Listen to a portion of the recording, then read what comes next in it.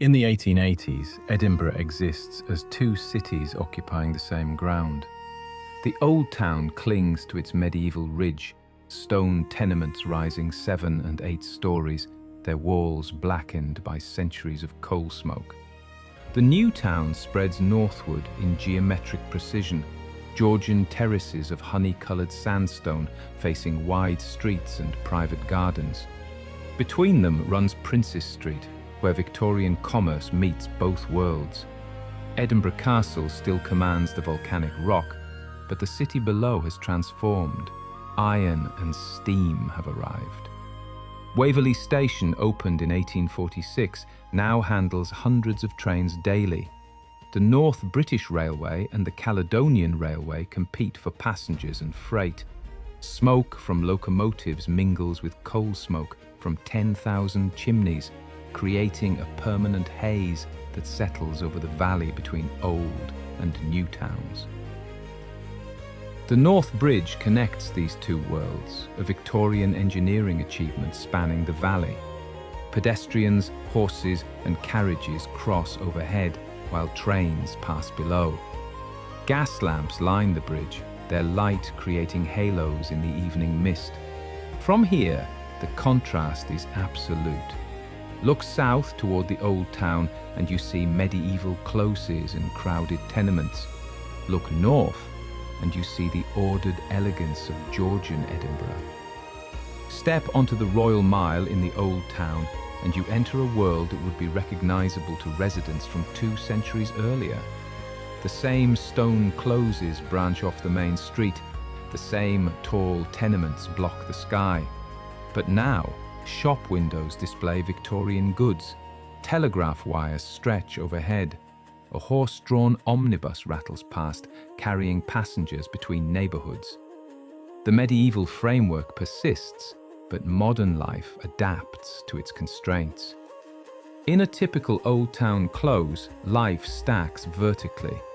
A fishmonger occupies the ground floor, his goods displayed on ice brought daily from the docks at Leith. Above him, a tailor works at a window to catch the light. Higher still, families occupy single rooms, 12 people in a space meant for 4. Water comes from a shared pump in the courtyard. A privy serves the entire building. This is home to Edinburgh's working poor, living in conditions that reformers call Scotland's shame. Contrast this with the new town's Charlotte Square, where Georgian architecture reaches its finest expression. Townhouses of 4 and 5 stories face a central garden, their facades uniform and elegant. Servants enter through basement doors. Coal is delivered to cellars via chutes. Inside, gas lighting illuminates drawing rooms with silk wallpaper and marble fireplaces. These houses belong to advocates, merchants, doctors, and retired military officers. The distance from the old town is measured not in miles, but in wealth. Princes Street serves as Edinburgh's commercial spine, a mile-long avenue with shops on one side and gardens on the other. Here, Edinburgh's middle-class promenades in the afternoon. Women in bustled dresses and elaborate hats. Men in frock coats and top hats. The shop windows display the products of empire and industry. Tea from India, fabrics from Manchester, watches from Switzerland. Gas lamps illuminate the street after dark, turning evening shopping into entertainment. The Scott Monument rises 200 feet above Princes Street Gardens, a Gothic spire completed in 1844 to honour the writer Walter Scott. Visitors climb 287 steps to observation platforms, looking out over a city transformed by Victorian progress.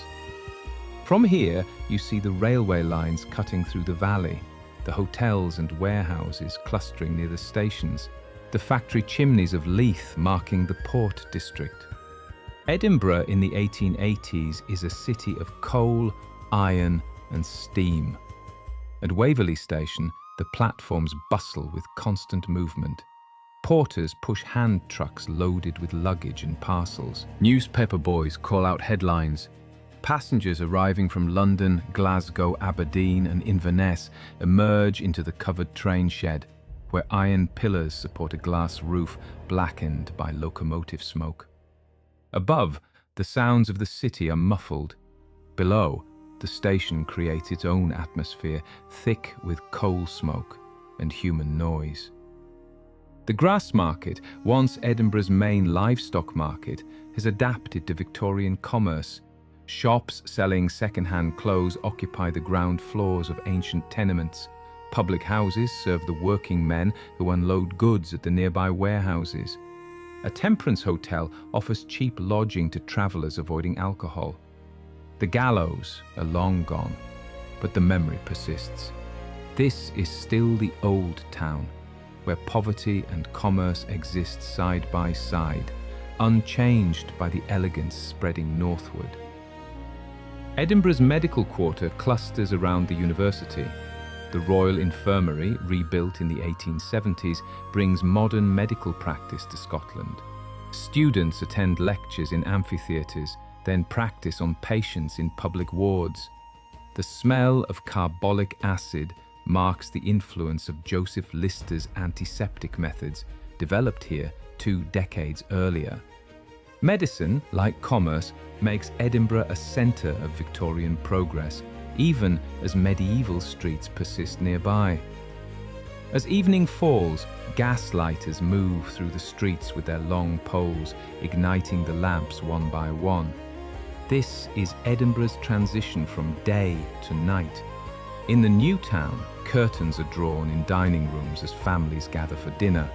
In the old town, public houses fill with labourers spending wages on whiskey and porter.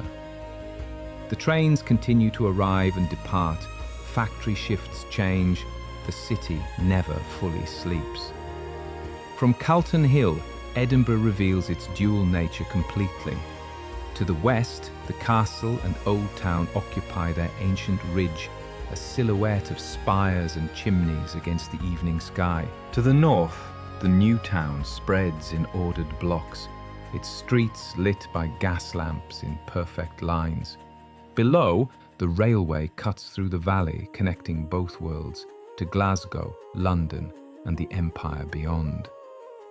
This is Victorian Edinburgh, a city living simultaneously in medieval and modern times. The Port of Leith, 2 miles north, serves as Edinburgh's connection to global trade. Ships arrive from Baltic ports carrying timber, from London with manufactured goods, from the colonies with tea, tobacco and sugar.